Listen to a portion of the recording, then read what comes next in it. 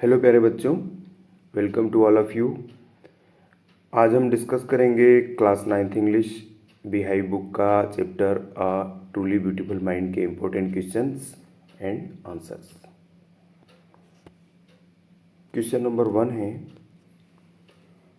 Who had these opinions about Einstein. Einstein के बारे में यह राय किसकी थी।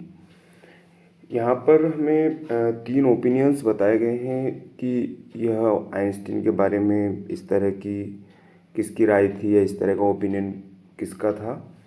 तो जो पहला ओपिनियन है वो यह है कि ही वॉज बोरिंग, मतलब उनको बोरिंग कौन कहते थे।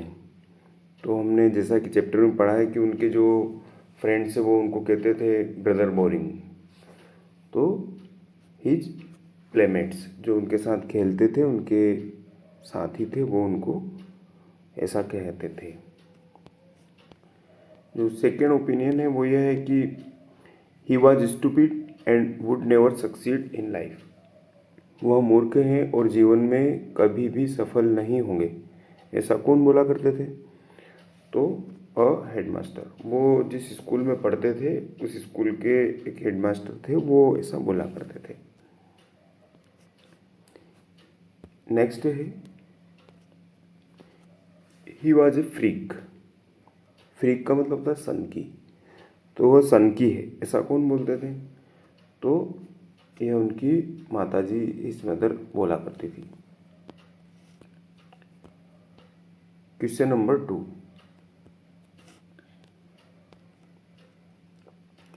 What did Einstein call his desk drawer at the patent office, why. तो जो आइंस्टीन थे वो पेटेंट ऑफिस में जो उनकी दराज थी उसको वो क्या कहते थे और क्यों कहते थे। देखो यहाँ पर कॉल यानी कहना, डेस्क ड्रावर यानी अपनी दराज जो है, डेस्क की दराज को डेस्क ड्रावर बोलते हैं, और पेटेंट ऑफिस तो उनके ऑफिस का नाम है जहाँ पर वो काम करते थे। तो इसका आंसर देखेंगे,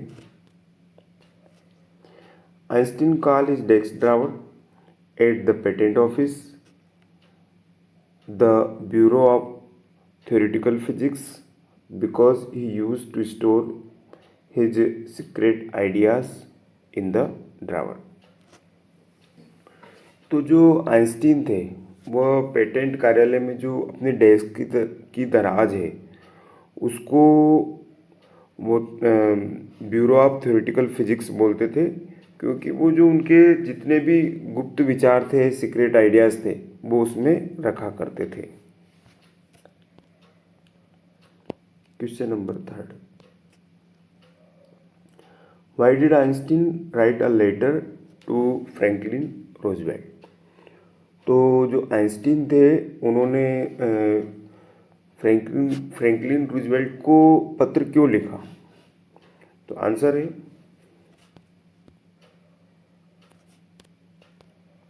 Einstein wrote a letter to Franklin Roosevelt to warn about the destructive effect of bomb.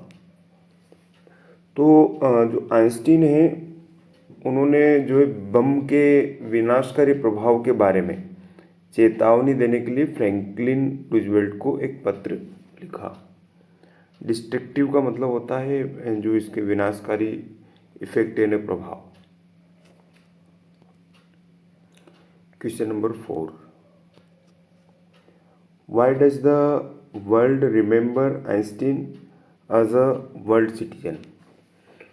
तो जो ये दुनिया है, संसार है, वो आइंस्टीन को एक विश्व नागरिक के रूप में क्यों याद करती है। तो आंसर है, the world remember Einstein as a world citizen because he believe in peace and democracy.